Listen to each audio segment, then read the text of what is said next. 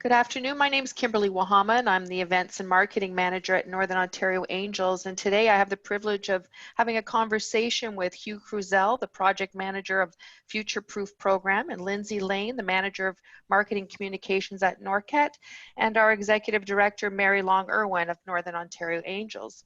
Welcome, everyone. Hello. Hi from Sudbury. Thanks for having us. You're welcome. So Hugh, can you explain what the DMS Future Proof program is and why it was created? Yeah, it's so easy to fall into even calling it DMS. I think we've done that. So www, if you want to use it, but digitalmainstreet.ca. Now that's Digital Main Street, all one .ca, will give you an awful lot of information. And this has been a program that's been around for some time. There have been over 6,000 businesses, but mostly in Southern Ontario, that have been helped by this program. Although Lindsay will say to me, but we know of at least one in Manitoulin that has. So the application has been around for the province for some time. This is a number of new pieces that have been rolled out with respect to economic recovery. So what is the overall program about? Well, it's really to help businesses, and businesses in a very large sense, become more digitally present. There are so many businesses, and I will say this, across Northeastern and Northwestern Ontario, that they think Facebook, or they don't even think about Facebook. They have no digital presence. And if you depend on, say, one mining company for your work as a welding company, great, that's good now. But what if that business relationship changes and you've got to find other ways? So future-proof, this is what future-proof really is, preparing you for what is happening and what can happen, and being more agile in this time and being more prepared to keep your business functioning, not just surviving, but thriving into 2021 and beyond. So you talk about the transformation teams that provide businesses across the North. What's involved in the process of the teams? Well, Kimberly, I'm so glad you asked that, because now we're drilling down into the Future Proof program. And as the administrator for this, the booster for it, I can really tell you what it does primarily is has a conversation with business owners, business operators, and the team says, or a lead on the team says, what do you want? How do you want it to look? We have a team of young, much brighter than I am, people who can help you with design, web development, user experience, user interface, copyright, content, giving users, that's really what it's all about. People who go on the web, they can find that business, they can contact that business because they know what that business does.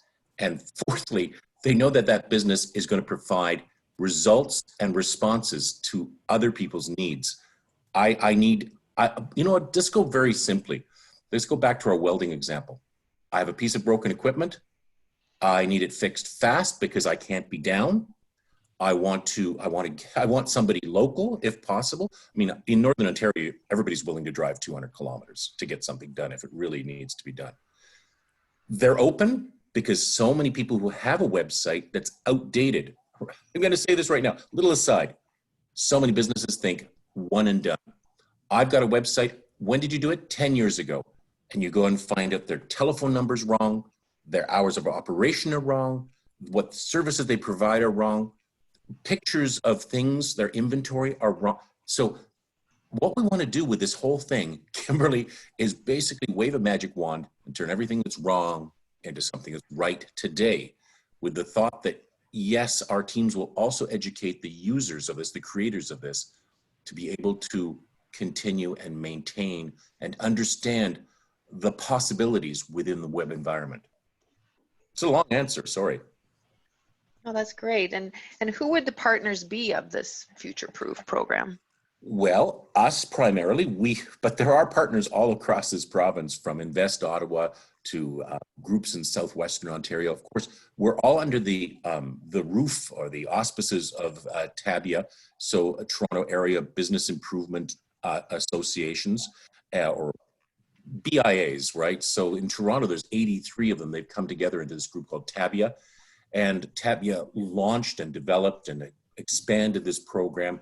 And Don Duval, our CEO, and a number of people had a discussion and said, okay, you know what? If this is a great program, fantastic. But if Tabia and others in Southern Ontario administer it for Northern Ontario, I don't think you'll get the uptake. I don't think you'll have the understanding of the unique needs of 92% of our province, which unfortunately only contains 8% of our population. Our distance, our geography demands different responses. And so here in Sudbury, although we're really not that far north, but we are so central and so connected, and especially through NORCAT. And Lindsay will back me up on this, with our offices in Thunder Bay, Timmins, and now in Toronto as well with construction, and our main office here in Sudbury, and our operational training mine in just north of Sudbury. But our connections across to mining communities, medtech, fintech, to entrepreneurs who have taken our Entrepreneurship 101 program, like yourself, really, and Mary's been down for many activities. NORCAT is a natural response to filling a gap, for providing a small piece of response to the economic recovery that we need in this province. So there's funding that's available. Is that a grant or a loan? How does that work? So Future Proof actually has no real dollars attached to it. There is no, if we go to the application form, just to go again, digitalmainstreet.ca, find Future Proof, touch on the button, and go to the initial application is simple. And it doesn't ask you about your business, how much you make. It doesn't ask you to provide financials. And we don't tell, well, it's not because we don't know, but if you join us and you join us for a simple response, I don't know exactly what the cost of that would be. And if you stay with us for a week, I don't know what that is, but can you imagine having 5 sets of eyes or 6 sets of eyes, because there's a team lead who look at your website or web presence. I don't know how to put a price on that, but the business doesn't have to fill out a grant form. Not for this anyways. They can get up to 6 weeks of support to make this work, and they don't have to worry about how much it costs. Nor do we. Because it's funded Fully through your funded. partners, through your partners. Okay, let's use that word, Kimberly. It's free to the people who apply. That's great. So Lindsay, you're in charge of marketing and communications. How are you marketing the program? And I'm pleased that we're able to partner with you today to get the word out.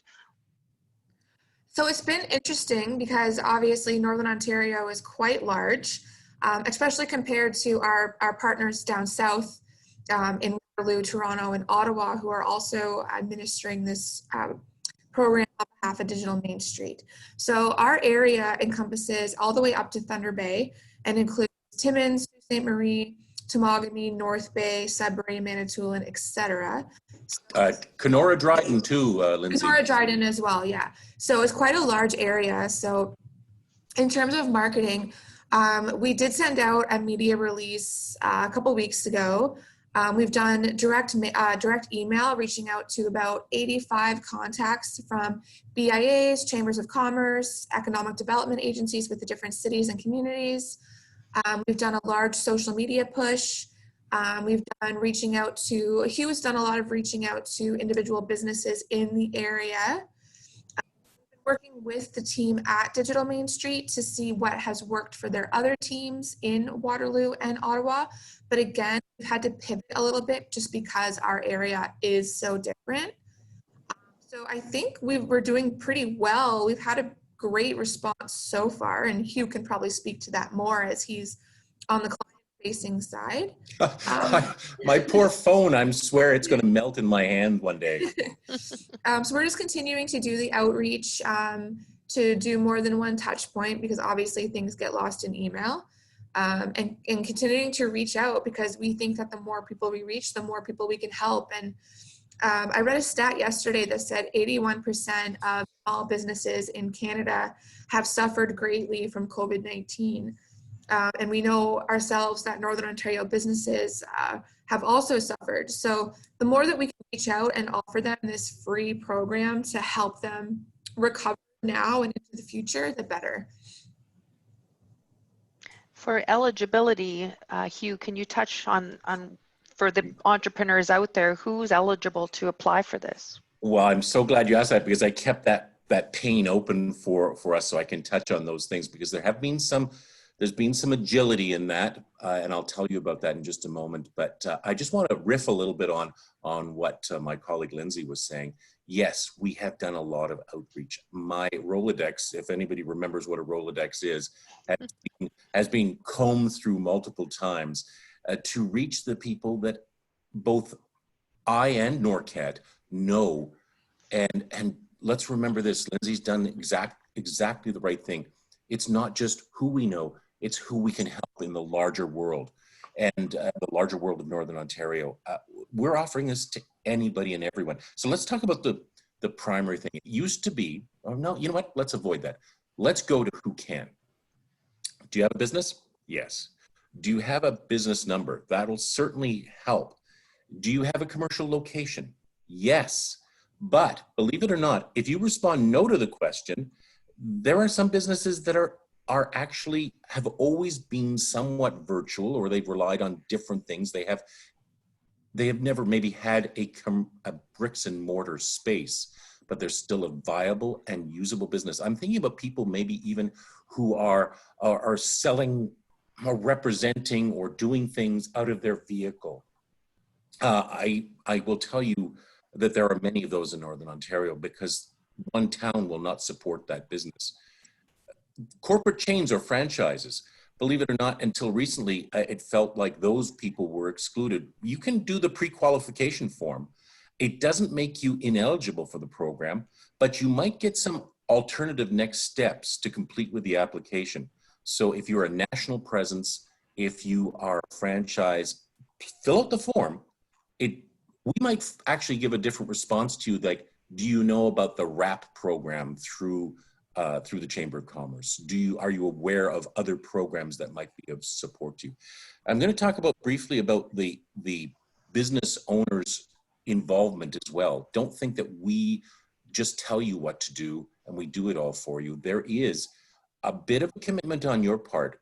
At one point, we were asking for 1 hour per day, Monday to Friday. But if you respond, no, I cannot commit to 1 hour per day between 9 and 5 for the 6 weeks of the program, you're not ineligible anymore. They will receive next steps as well to complete the application. And again, no one says you have to take the full 6 weeks. You might find that your response is, I just need an e-commerce platform. And then what we're going to do is say, hey, Shopify is offering something for you. Now, up till now too, Kimberly, this has been a really important one. Many businesses don't want to have their story shared, whether it's a success or a failure. And so they've responded no to the question regarding anonymous case studies, where they say there was a business in Sudbury and it did this and this happened to it and this is what we did. But if you respond no, we will also send you the next steps to complete the application. We don't want to exclude people who feel somewhat intimidated by being a case study. Is there anything else, Lindsay? I think I've touched on all of them. So businesses that exist, there's lots of opportunity there. I think if people just go to the initial application, see what happens, and we certainly will walk people through. In fact, my colleague Kelty today walked a tech company through their application and was demonstrating to them just how easy it was to apply. And I see in your eligibility that franchises or corporate chains are not eligible. Is that correct? That has changed now. Okay. There are reasons that might change, and I think what has happened is just answer the question yes or no, and you will receive next steps. Perhaps not from us directly at NORCAT, but from the administrators of the program. So what's your goal, Hugh? What's the target that you want to hit? You just launched this a couple of weeks ago, and right. I know Lindsay and I have talked about this many times, because the number it's not so much the number of businesses we want to help, but if we can rise the tide for all businesses here in Northern Ontario, we've done the right thing. If this business Kimberly, if you and I are doing business with this company in 2025 and they've weathered the storm, then Future Proof has helped.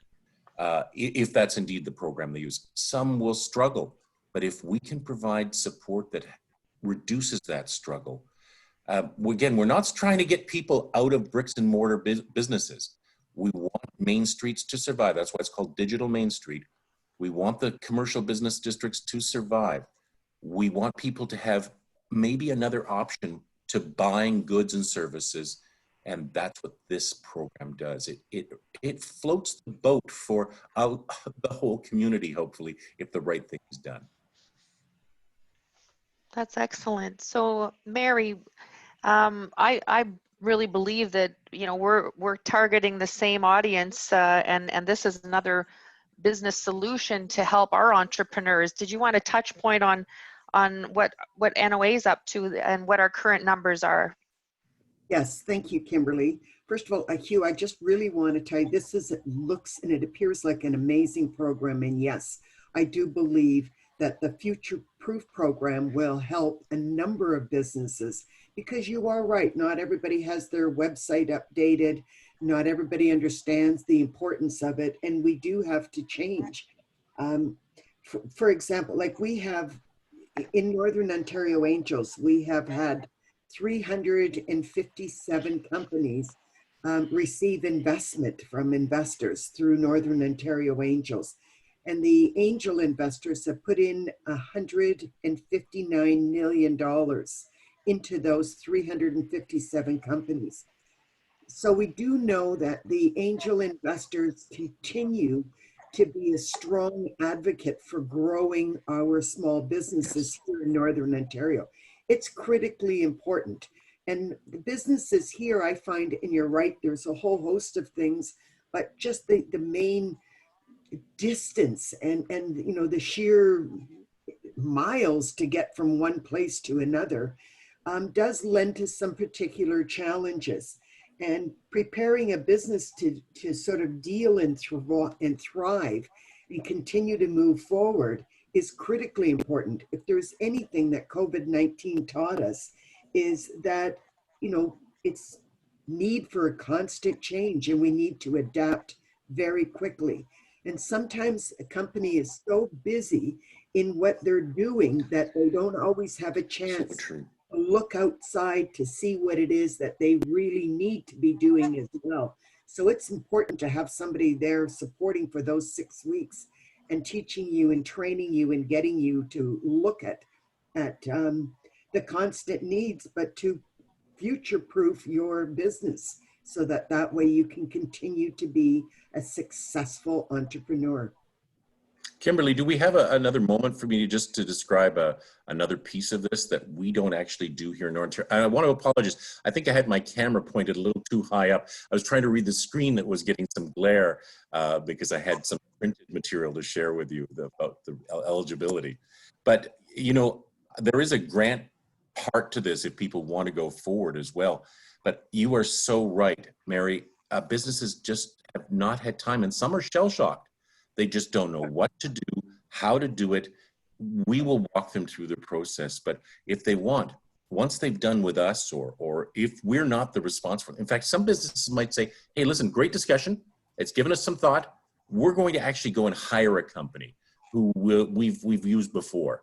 And they can do that. There's even a grant process, as I mentioned, where they can go and hire, say, a videographer to maybe put some testimonials with some of their customers up. There's lots of opportunity. Again, it just takes time to investigate, but my colleagues and I will help them walk through the process as much as we can.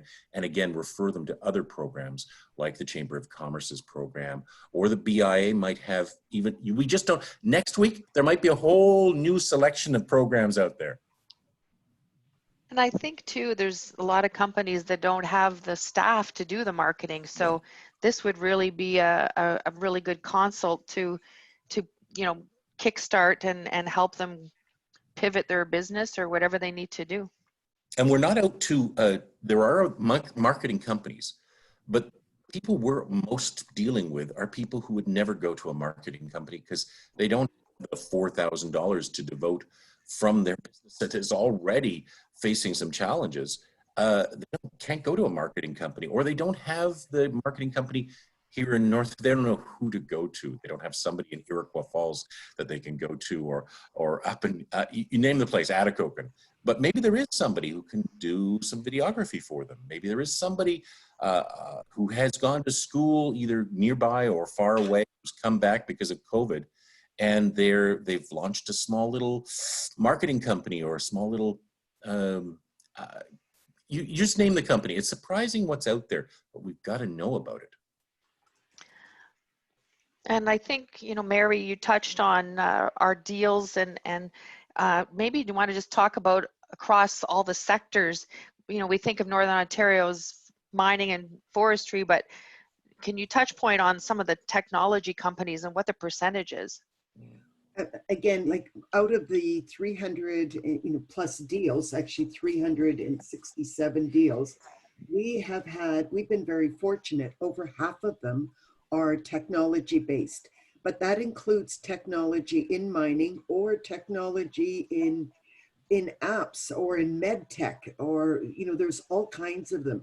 It's surprising the brilliant minds that we have here in Northern Ontario. We have excellent universities that provide that type of support that they need. There's one that we can talk about because they've been very vocal. It's RNA diagnostics. They provide an opportunity to determine whether or not the treatment that one gets for breast cancer is the correct treatment. They provide that in a very timely manner. All of these brilliant minds, and we have so many of them in Northern Ontario. In addition to that, we also do some in manufacturing. So you may have had an invention for, I don't know, a special ice fishing tool or whatever it is. So those are the companies that we have. We also have a little bit in real estate, especially when they're looking at revitalizing a downtown core or an area that needs to be upgraded and revitalized. And then we have all kinds of other types of companies. Like we have young kids that look at apps or new games or new technology in games. It is amazing what we have, and we're fairly consistent across the country on the number of deals that we get that are right from local people, and they're very brilliant. But Mary, was Flowsonics part of your world? Yes, but I'm not sure. We have to be very careful about which ones we can discuss, because very good. You're right. Flowsonics was very public. Yes. But again, Flowsonics is a good example of the brilliant minds in Northern Ontario. Exactly. I wrote an article about them some months ago, and it just wowed me as the investigator, the journalist who basically wrote the story. And the readers who shared their response to that, again, wowed me, because they were like, we're so proud of what's going on here in Northern Ontario. And I don't think everybody really understands the opportunity that we have. So we always push the line, support as much local businesses as possible. And you were right. I remember being, at an airport and thought, oh, I'll just go online to see if the restaurant's open. And it said, yes, we're open during COVID-19. I go there, there's no restaurant. I had no breakfast. So it's important to have everything updated. I just bought a couple of trees because we took out so many trees. And we bought a couple of trees, and I could go online and it had updated pictures and updated sale prices. And that's really important, because if they didn't, I might have gone somewhere else. Exactly. Agreed. And Mary, I think too, a lot of our entrepreneurs, because of COVID, have had to pivot the company, and maybe you want to talk about some of those companies of what they had to do to change up their production. I think our manufacturing numbers went up too during this, right? That's correct. We've had a number of, actually, I'm very surprised. We've had a number of companies, including some lumber companies, that have had challenges trying to keep, outdoor decks. everybody with the time that they had at home, they were now building decks, and we ran out of that. We've all heard of companies that have had some challenges and have, you know, retrofitted some of their equipment, and they're now making hand sanitizers out of, instead of manufacturing and producing beer, they're doing hand sanitizers. We've had other ones that have done a lot of work on sewing with people's, you know, clothing, etc. Well, that wasn't as much demand as masks. And so they're producing hundreds and hundreds of thousands of masks. But that means that they had to retool, plus they had to hire employees. We have had some severe challenges, but we've also had some brilliant business owners that have risen to that challenge and have been able to think outside of the box. And one of the owners told me, and I will not forget this, she said, it's really difficult because my head is wrapped around what I'm doing. I am so busy in what I'm doing, I can't see some of the opportunities. But when I've had a chance to speak to somebody outside of my business, I could see the opportunities because I'm now conversing and talking to other people and finding out what some of the challenges are, how we can meet those challenges. And then the light bulb started to come off, and I thought, I could do that too. I could do this part. I could do this part. And I think that's why this future program is very important. It gives you that opportunity to look at what else you can do. Brilliant, Mary. That's a great lead into one of my final comments as well. The 17 younger, they're all younger than me. Everybody's younger than me. 17 younger people who are part of our program out of NORCAT. The vast majority are here in Northeastern and Northwestern Ontario. And they are, if we think about it, we're also training them to be good entrepreneurs, to have great listening skills, to be involved in business, and readying them to become the professionals that they want to be. And that's a sort of a hidden piece of all this. They are skilled, they are trained, they've come out of university, some are recent graduates, but they haven't had the real world experience that this is affording them. Instead of just being interns or looking for jobs or finding a job that wasn't the one they were trained for, these 17 young people are working in their field, and they're working right here in Northern Ontario. And you're right, that's an excellent way of you know, utilizing that point. It's an excellent. Well, you have to recognize too, there are hundreds of these people across all of Ontario. But remember, it's as Lindsay said, Invest Ottawa is involved, Southwestern Ontario, Toronto, Central Ontario. And there are more programs being rolled out, as I've mentioned, and perhaps even more within this package in the future. Do look at the case studies if you're coming online. Do look at, I mean, read anything that you can about this if you've got the time, or just put your trust in us, and we will deliver what is useful to you and to your customers. I am so grateful you had the opportunity to talk about this, because it is really important. We want to save and grow as many companies, because not only are the companies the foundation of a community, they provide the jobs, they provide the biggest chunk of the taxes, and that's how we all thrive, is by having a strong business community. And vibrancy to a downtown. Yes. You know, as I travel between various communities, I am impressed with how different and diverse, although there's similarities, but you walk, you know, downtown North Bay, it feels different than downtown Sudbury. Downtown Sudbury feels different than Queen Street and Sault Ste. Marie. And let's not neglect Thessalon or Iron Bridge or anywhere that you and I know along the Highway 11 corridor or beyond to Kekabeka Falls.